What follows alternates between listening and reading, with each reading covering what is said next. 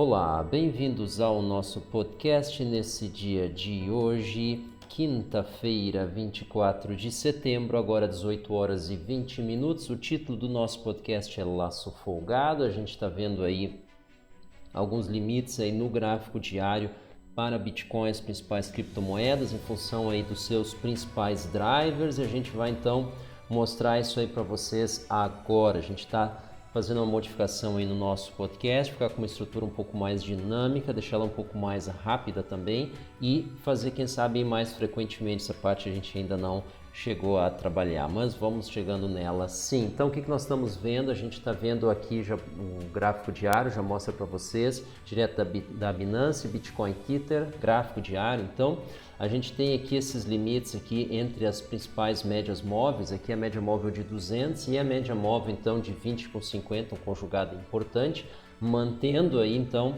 os preços. Vocês podem ver aqui poucos movimentos com volume relevante, o que mostra aí uma baixa probabilidade de rompimento desses limites relevantes, em especial esse conjugado de média móvel aqui para cima. Ele precisaria um impulso ainda maior.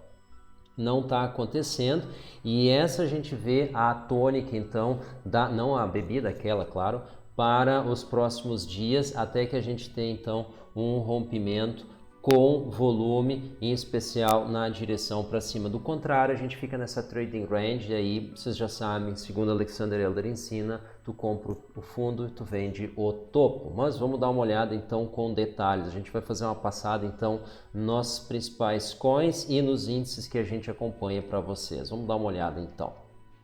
O que nós temos aqui? Bitcoin Tether na exchange Binance, gráfico diário.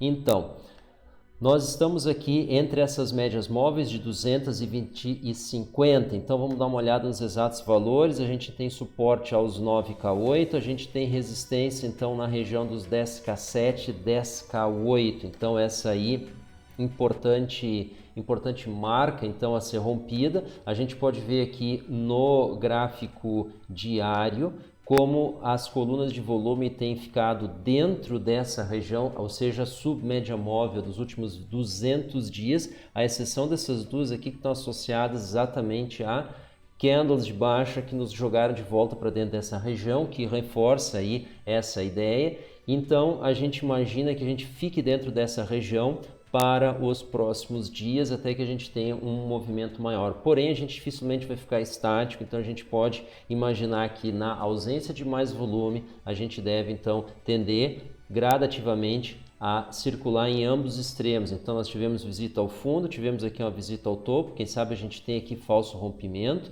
Pode ver que o dia de hoje está bem perto do liminar de volume, a gente ainda tem 2 horas e meia, praticamente 2 horas e 37 até o final do dia. O dia fecha às 21 horas na Binance, né, horário de Brasília. Mas a gente vê então esse movimento perto do fim. Essa é evidentemente apenas a nossa opinião. Vamos dar uma olhada então no Ethereum, o que nos diz o Ethereum.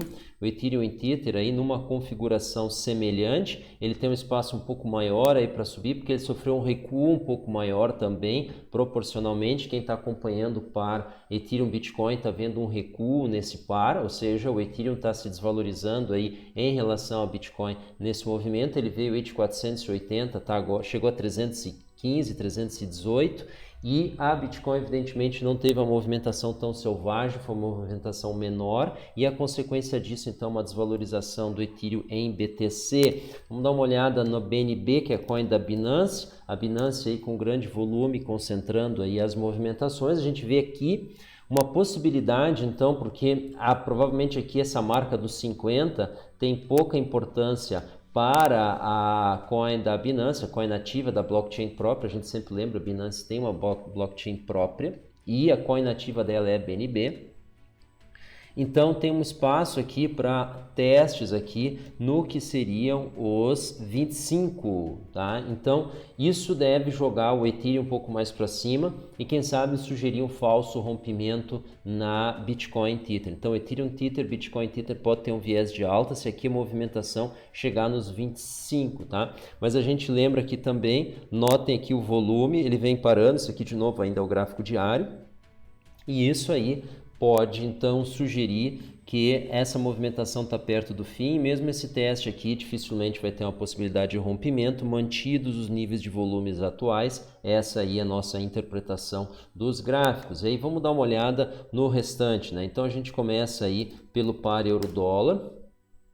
O par euro-dólar ali, ele fez um fundo, ou seja, a desvalorização então do euro aparentemente aqui chegou no fim, não 1.16, 1.165, e teve uma tênue recuperação, pode ser apenas uma pausa para um novo movimento. Em todo caso, ele tem espaço para se recuperar 1.17, 1.18 praticamente. Então ele tem espaço aí para fazer o teste da média de 50, média de 20, só que a gente mostra aqui a média de 50 não nos parece ter tido aqui grande importância na movimentação, considerando os fechamentos do dia. Então ele pode voltar aqui até praticamente 1.18, um pouco abaixo disso, 1.177, e isso aí deve contribuir então para uma redução no dólar index, que nós vamos ver agora, tá? Ele é praticamente o inverso aqui desse par. Então ele poderia aqui ter um recuo à sua média de 50, aí nós estamos falando aos 93,85, logo abaixo dos 94, mas a gente vê aqui essa trajetória tendo continuidade, pelo menos por enquanto, tá? Então ele pode fazer uma visita ao fundo, mas a gente não vê um rompimento, tá? A gente não está vendo isso aí por enquanto, tá? Isso pode estar associado a uma migração de capital, por exemplo, do mercado de ações para os bonds, tá? Valorizando um pouco mais o dólar. E aí, então, a gente entra aqui no SPX, que é o SP500, né? O SP500 aqui numa trajetória de baixa, tá? Tal qual a Bitcoin vem vivendo. A gente, inclusive, podia repetir aqui o gráfico, mas nesse gráfico diário que a gente vê, a gente teve um topo. Aqui, essa aqui coincide, acho que os 480 lá no Ethereum.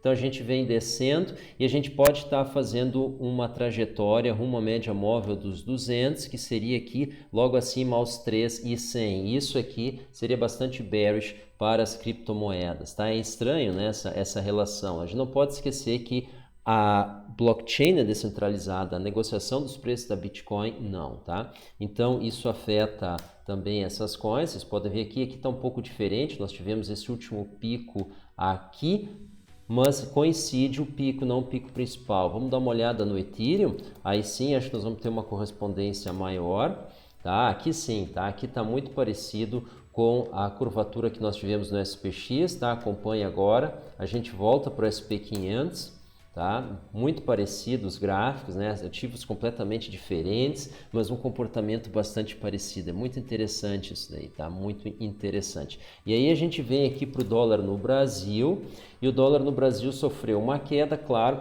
nós tivemos aí um recuo no dólar index lá fora, e a gente pode estar numa trajetória aqui, caso o recuo lá continue mais alguns dias, que estaria associado a uma recuperação no par euro-dólar, aqui aos 5.4, tá? Então 5.40 aqui deve ser um fundo aí dessa trajetória, mas a gente está num trading range aqui que tem fundo aqui praticamente no 5.15, 5.20 e está com topo aqui no 5.60. Então uma região bastante ampla, mas o cenário todo está apontando aqui para uma alta gradual. A gente está vendo aqui fundos cada vez maiores, topos cada vez maiores. Então, baseado nisso, a gente pode não ter feito um topo agora, a gente deve seguir essa trajetória aí para cima, tá? Infelizmente, o cenário nacional ele está com viés inflacionário e a gente tem que se preparar para isso. E aí, por fim, a gente olha aqui, faz tempo que a gente não mostra, então faz tempo que nós mesmos também não vemos a Bitcoin aqui no Brasil. Então,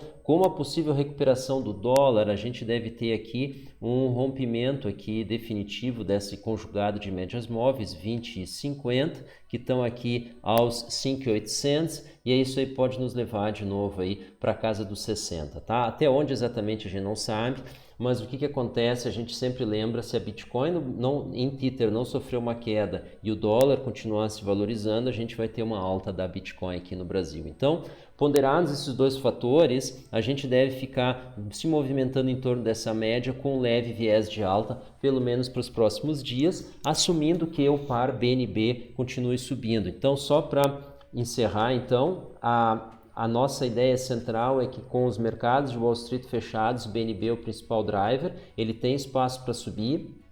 Nós não tivemos uma queda, ou a gente não fechou em alta Wall Street, mas que é SP500, mas a gente não teve uma queda expressiva. Então, tivemos uma recuperação no preço da Bitcoin, com uma leve alta ou continuação da alta no dólar, a gente deve ter então uma elevação aqui do preço da Bitcoin em reais, pelo menos nos próximos dias, tá?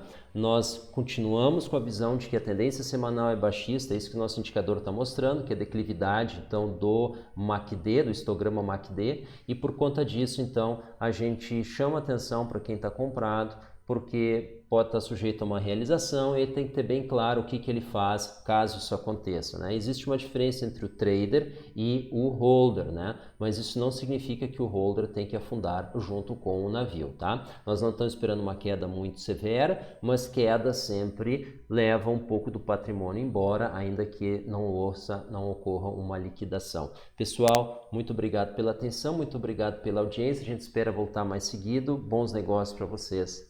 Tchau.